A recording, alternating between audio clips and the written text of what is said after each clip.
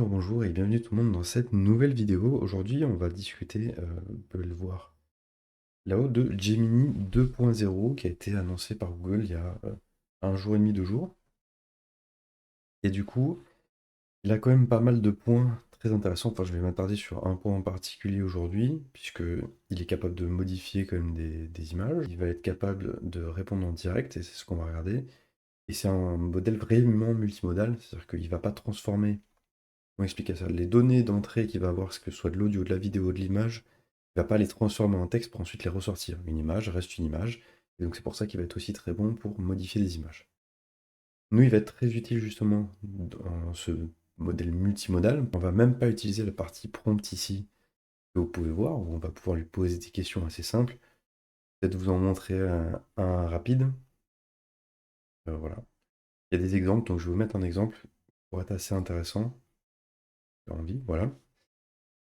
Donc là, il lui a donné justement un contenu audio. On voit que Gemini, bah, il me l'a passé sur le flash. Donc là, il est en train de faire tourner le prompt. Et en gros, on lui a fourni donc 12, presque 13 minutes d'audio. Et ces 13 minutes d'audio représentent 24 679 tokens. Les tokens, c'est à peu près le nombre de mots, d'images, de temps de vidéo que vous allez pouvoir utiliser, le nombre de données d'entrée que vous allez pouvoir lui fournir. Et en général, le ChatGPT, c'est autour de la 100, des 100 000 et quelques tokens, 150 000 et quelques, un peu plus, je crois, 160 000 et quelques. Là où Gemini, on est à 1 million. Et pour vous dire, en données d'entrée, ce qu'on peut fournir, c'est vraiment très très gros, c'est énorme. Et là, on lui a donné donc carrément 13 minutes d'audio, ce qui représente déjà 27 343 tokens. Et du coup, il lui a demandé quoi? Parce que ça, c'est l'exemple, hein, donc c'est même pas moi qui l'ai demandé. Donc, Generate Audio Visualization, including a transcription. Ok, il lui a demandé une transcription et, et de l'organiser en fonction du temps où ça s'est passé. Et donc voilà, il a écouté, ce que vous avez vu au départ, il a transcrit l'audio, il l'a écouté et il nous a répondu, il nous a donné tout ça en éléments.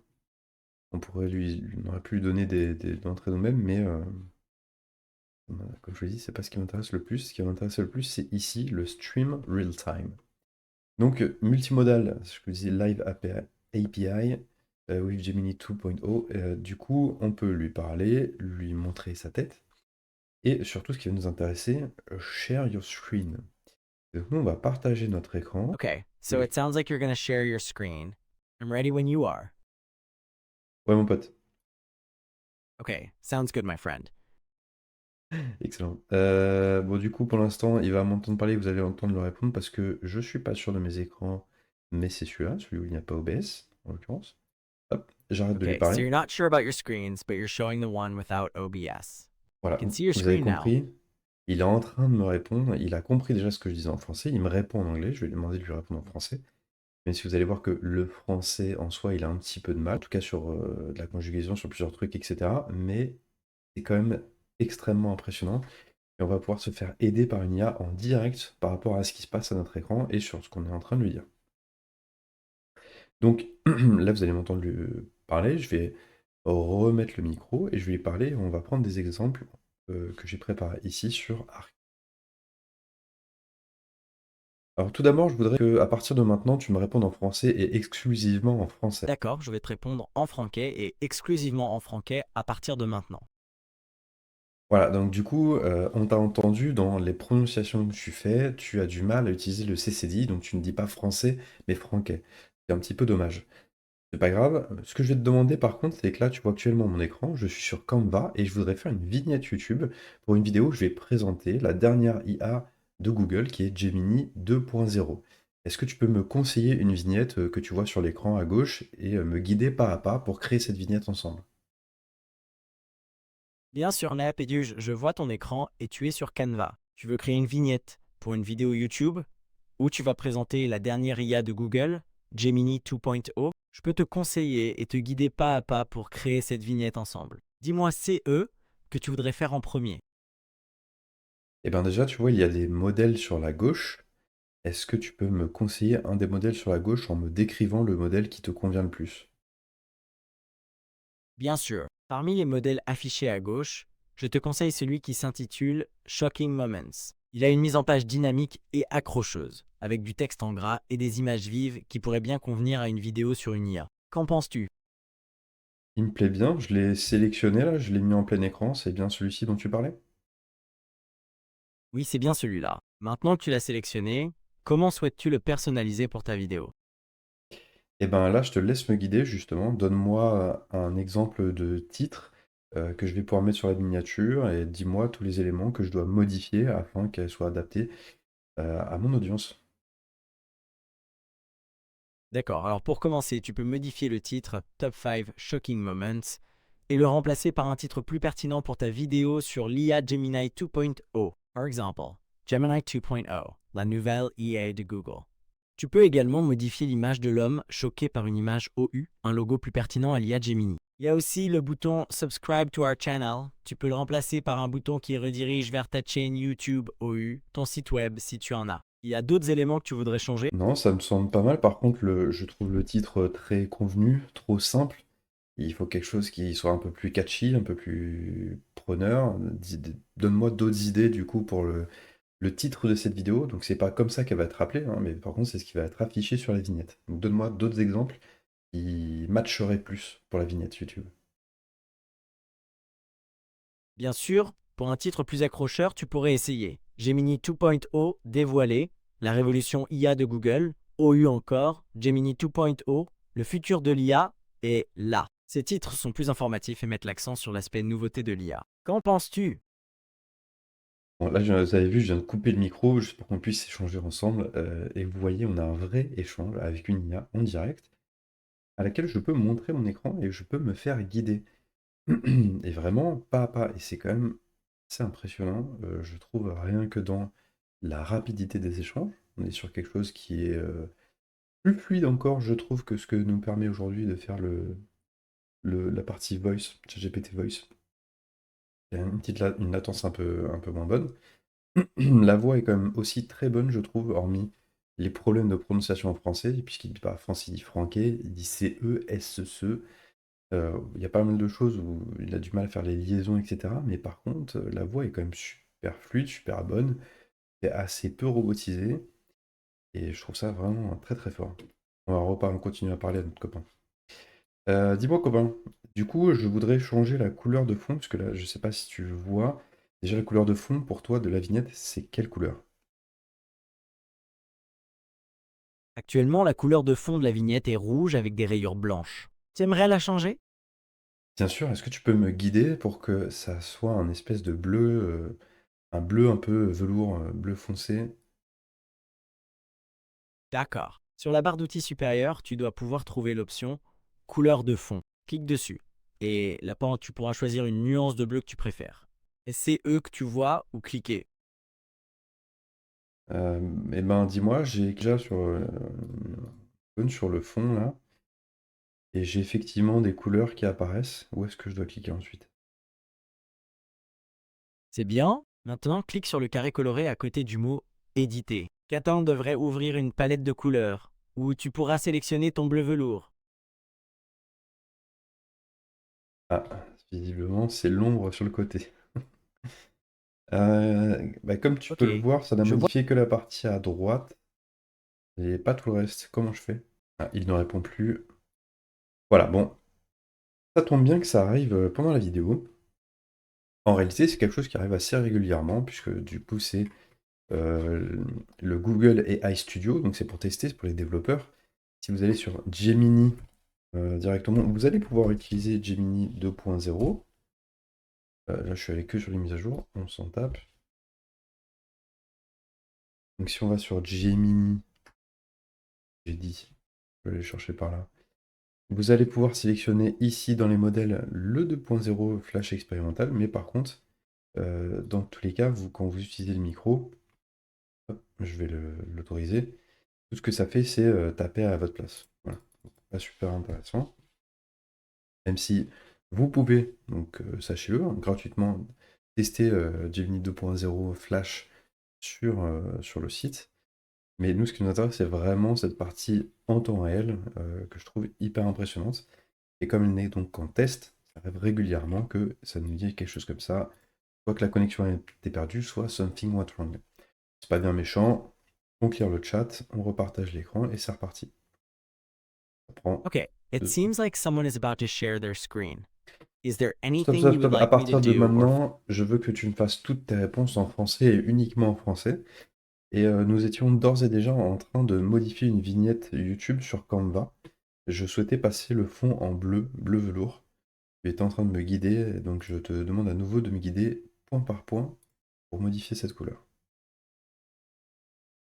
Bien sûr, Fitas. À partir de maintenant, je vais répondre en franquet. J'ai compris que vous êtes en train de modifier une vignette YouTube sur Canva et que vous voulez changer le fond en bleu. Vous souhaitez que je vous guide étape par étape pour cela. Oui, Ok, vous voulez changer le fond en bleu velours, c'est bien le cas? oui. Pour cela, cliquez sur l'arrière-plan de la vignette. Il sera sélectionné et vous verrez un bord bleu autour. Voulez-vous que je continue avec la prochaine étape? Eh ben, est-ce que tu peux me confirmer que j'ai bien sélectionné le fond de la vignette? Oui, vous avez bien sélectionné le fond de la vignette. On voit la bordure bleue autour. Je t'écoute Maintenant, pour la suite. super. Maintenant que l'arrière-plan est sélectionné, vous devriez voir une palette de couleurs. OU, une option pour changer la couleur dans la barre d'outils. C'est eux que vous la voyez? Oui, Parfait. Cliquez sur la couleur bleu velours que vous souhaitez appliquer comme fond. Si vous ne la voyez pas directement, vous pouvez utiliser le sélecteur de couleurs pour la trouver. Une fois que vous avez cliqué sur la couleur, le fond devrait changer. Et c'est eux que c'est bien le cas? c'est bien le cas. Je te remercie. J'ai changé la couleur de fond. Maintenant, j'aimerais que tu me décrives ce que tu vois à l'écran. Il y a une image que je viens d'afficher. Est-ce que tu peux me dire qu'est-ce qui apparaît sur cette image? Bien sûr, mais sur l'image, on voit deux hommes qui se serrent la main. L'un a l'air d'être d'origine asiatique et porte un costume noir avec une chemise blanche. L'autre est un homme de couleur, souriant, portant lui aussi un costume noir avec une cravate. Derrière eux, on peut voir un décor avec un mur blanc et des éléments dorés. Et c'est eux que cela correspond à ces eux que vous voyez? C'est eux, ceux que je vois effectivement. Par contre, ces deux personnes-là sont des personnages politiques connus. Est-ce que tu es capable de me fournir leur nom? Oui, bien sûr. L'homme asiatique est Kim Jong-un, le dirigeant de la Corée du Nord. Et l'autre est Barack Obama, l'ancien président des États-Unis. Super, merci beaucoup. Je viens de t'afficher une nouvelle image. Est-ce que tu peux me la décrire à nouveau aussi? Bien sûr, la nouvelle image montre Mickey Mouse, le célèbre personnage de dessin animé, tenant un fusil d'assaut. Il est debout et porte ses vêtements classiques, un short rouge, des gants blancs et des chaussures jaunes. Le fond est uni et blanc. Et c'est eux que c'est correct? C'est correct, c'est bien ça. Et je te remercie de m'avoir donné ces indications. Est-ce que tu penses que du coup l'image des deux hommes politiques est une image qui a été générée par IA ou est-ce que c'est une vraie photo?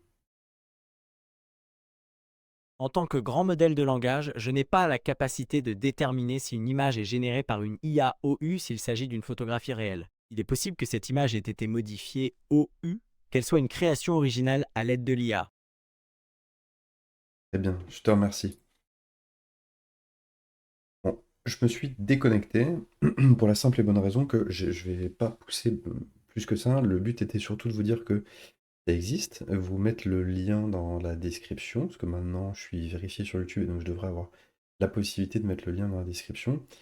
Et surtout que c'est gratuit, en tout cas pour l'instant ça l'est. Donc n'hésitez pas bah, à vous en servir et surtout à bah, vous faire guider par cette IA, puisque comme vous pouvez le voir, vous lui partagez votre écran et vous pouvez travailler conjointement avec elle. Elle a tout un tas de données incluses. Par exemple, elle peut vous aider sur Excel, elle peut vous aider sur Photoshop, elle peut vous aider sur tout un tas de choses. Et il faut par contre la guider, puisque ce que vous allez faire à l'oral, c'est quand même le prompt que vous allez fournir. Donc si vous n'êtes pas précis dans vos demandes, il répondra forcément à quelque chose de pas précis. Mais si vous êtes précis dans vos demandes, vous aurez évidemment un retour très précis de ce que vous attendez. Et donc du coup, c'est quelque chose que je vous conseille fortement d'aller checker, d'aller tester. C'est ce qui va arriver. D'ailleurs, ChatGPT, ils ont annoncé que leur modèle avec le voice direct, je sais plus le terme exact de ça, mais donc du coup, quand vous allez pouvoir lui parler, vous allez aussi pouvoir montrer ce qui se passe à la caméra ou à votre écran. Ça arrive aussi chez ChatGPT, il l'avait déjà montré dans des keynotes, mais ça allait pas sortir, tout comme ils ont sorti Sora alors qu'il avait présenté il y a des mois et des mois. Mais là, ça y est, ils sont en train réellement de sortir et de mettre à disposition. J'ai pas fait de vidéo sur Sora, ni sur tous les petits points qu'a fait ChatGPT. Je pense faire des espèces de formats, pas forcément courts, mais en tout cas des formats de news où je teste pas en profondeur des modèles, où je vous montre pas des exemples, et je vous donne par contre des informations de la veille que je fais par rapport aux IA et aux outils de productivité. Par exemple, il y a aussi il y a quelques temps Craft qui a sorti la version 3. Ça, vous pouvez trouver ça intéressant. Ou d'ailleurs, je vais vous montrer ça assez rapidement parce que c'est rigolo. Ça n'a rien à voir, mais vous savez que les IA qui génèrent des vidéos, je trouve ça génial. Et Pika vient tout juste d'annoncer la version 2.0 dans lequel vous pouvez ajouter des éléments. Et les éléments, c'est par exemple votre tête. Et donc vous faire voler. Voilà. En parlant d'IA vidéo, je vais vous ramener du coup, puisque cette vidéo est terminée. Donc déjà, si elle vous a plu, je vous invite à vous abonner, surtout pour les nouveautés qu'il y a, parce que il va y avoir pas mal de petites choses où je vais vous donner de l'information sur les IA qui sont sorties, parce qu'en fin d'année, là, c'est en train d'exploser, il y a tout un tas de choses qui sortent. Surtout avec OpenAI qui a dit que pendant 12 jours, ils allaient annoncer 12 nouvelles features. Donc elles sont en train de découler, on est au 6e jour. Donc n'hésitez pas à vous abonner, à laisser un petit pouce en l'air si cette vidéo vous a plu. Et surtout, n'hésitez pas, je vais vous mettre en fiche comme dans la dernière vidéo. Maintenant, je vais vous renvoyer vers notre vidéo à chaque fois. J'ai fait, comme j'adore, comme je l'ai dit, les IA qui génèrent de la vidéo, un comparatif des 3 IA vidéo les plus puissantes actuellement. Ce qui est de mon avis, même s'il en manque une qui est Kling. Mais vous avez Ailio, qui a aussi changé un petit peu son modèle. Vous avez Pika dedans et Renoué ML Gen 3 Alpha. Donc je vous invite à aller voir cette vidéo, qui est une qui a assez peu marché, d'ailleurs, qui a fait que 56 vues, là où celle d'après en a fait 1000. Donc si vous pouviez augmenter le petit compteur de cette vidéo, ça me ferait chaud au cœur. Je vais vous laisser là-dessus et je vais finir avec ma phrase habituelle de fin. Donc je vous dis restez curieux, explorez, créez et continuez d'avancer. À la prochaine.